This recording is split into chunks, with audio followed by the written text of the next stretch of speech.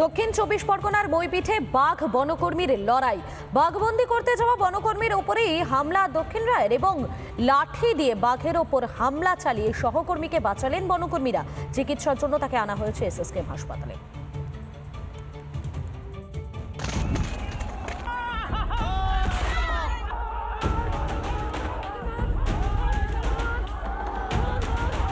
বাঘে মানুষে অসম লড়াই।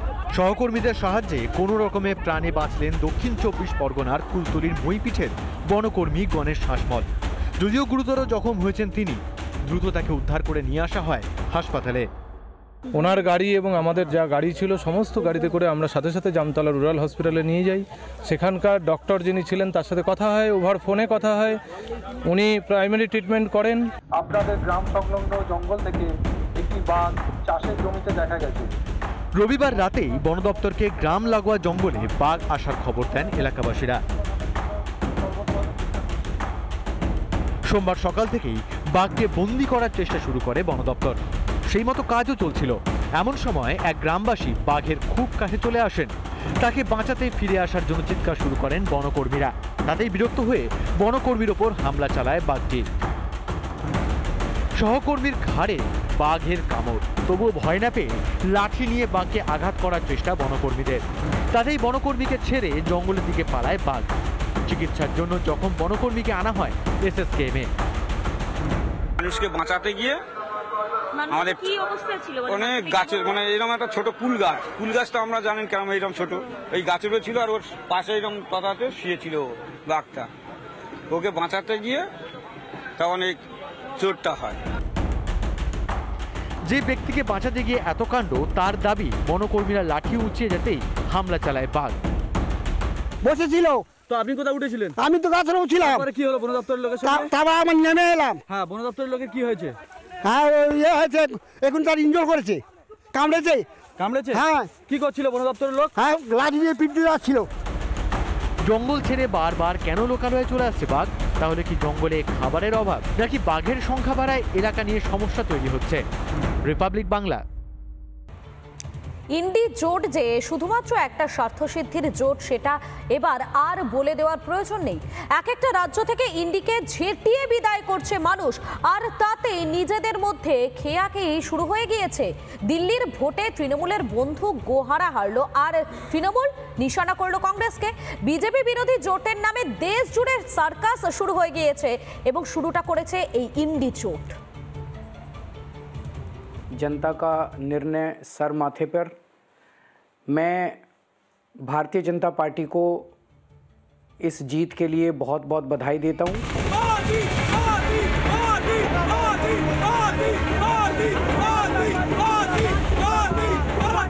ইন্ডিয়ার শরিক হলেও আপ ও কংগ্রেসের মধ্যে বনিবনা কোনোদিনও ছিল না। 2024-এ হরিয়ানার নির্বাচনেও কেউ কাউকে আসন ছাড়েনি। এরই মধ্যে দিল্লি ভোটের আগে কেজরিওয়ালকে দেশবিরোধী বলেন কংগ্রেস নেতা অজয় মাকেন।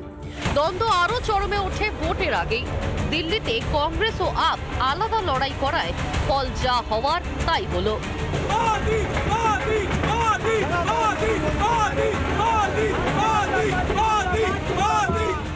এভাবে কেজরিওয়ালের বিদায়কে মেনে নিতে পারছেন না তার বন্ধু মমতা বন্দ্যোপাধ্যায়।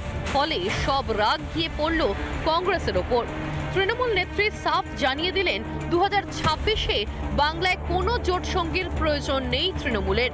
সোমবার বিধানসভায় মমতা বন্দ্যোপাধ্যায় বলেন, আমাদের কাউকে দরকার নেই, আমরা একাই যথেষ্ট। হরিয়ানায় আপকে সমর্থন করতে পারত কংগ্রেস, কংগ্রেস সমর্থন করলে এই ফলাফল হতো না। তৃণমূলকে পাল্টা জবাব দিতে দেরি করেনি প্রদেশ কংগ্রেস। বন্ধু দল আপ এবং আপনারা বিজেপির সঙ্গে গোপনে সমঝোতা করবেন, ট্যাসিট অ্যালায়েন্স করবেন, আর কংগ্রেসকে দোষ দেবেন। কংগ্রেস কি কোনো এনজিও না? খেয়ের জোটকে কটাক্ষ করতে ছাড়েনি গেরুয়া শিবির। ইন্ডিয়া জোট নয়, এটা ইন্ডি জোট। ওর পিন্ডি অনেক আগে চটকে গেছে। একটা সর্বভারতীয় জোট প্রতিটা রাজ্যে আলাদা আলাদা লড়াই করে, এর থেকে বেশি হাস্যকর আর কি হতে পারে? বাংলায় কংগ্রেস শূন্য, দিল্লিতে একা লড়ে কংগ্রেস শূন্য। এর পরেও কি ইন্ডির নেতৃত্বে থাকার স্বপ্ন দেখবে কংগ্রেস? তার থেকে ভালো ইন্ডি তুলে দেওয়া নয় কি? রিপাবলিক বাংলা। 48 ঘন্টার মাথায় দ্বিতীয়বার শহরে অগ্নিকাণ্ড। নারকেলডাঙ্গার পর এবারে তারাতলায় বিধ্বংসী আগুনে ছাই হয়ে গেল বেশ কয়েকটি ঝুপড়ি। কেউ হতাহত না হলেও ক্ষয়ক্ষতির পরিমাণ অনেকটাই বলে অনুমান দমকলের। অগ্নিকাণ্ডের পর ঘটনাস্থলে যান মেয়র এবং স্থানীয় বিধায়ক ফিরহাদ হাকিম।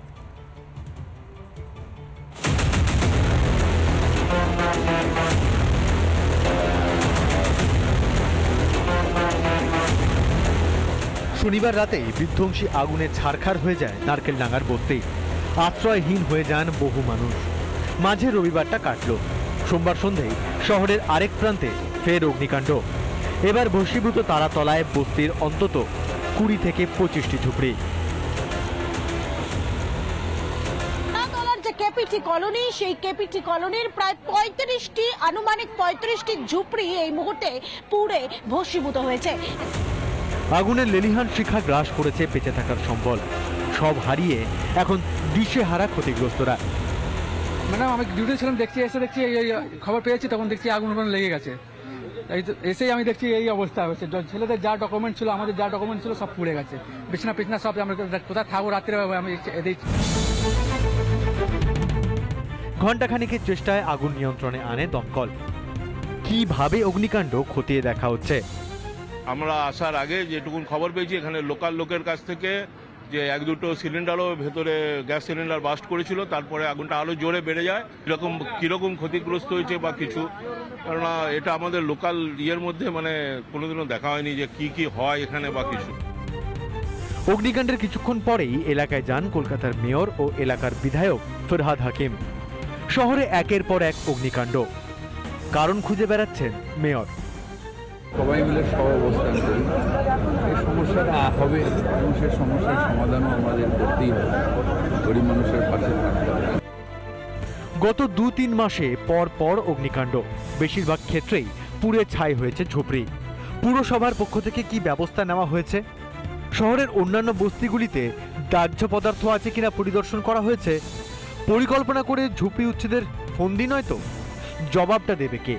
মেয়র ফিরহাদ হাকিম না দমকল মন্ত্রী সুজিত বসু? রিপাবলিক বাংলা। নানা ধরনের কন্টেন্ট দেখার জন্য লাইক করুন, শেয়ার করুন আমাদের ফেসবুক পেজ, সাবস্ক্রাইব করুন আমাদের ইউটিউব চ্যানেল। পাশাপাশি অন্যান্য ব্রেকিং নিউজের জন্য অবশ্যই চোখ রাখুন রিপাবলিক বাংলায়।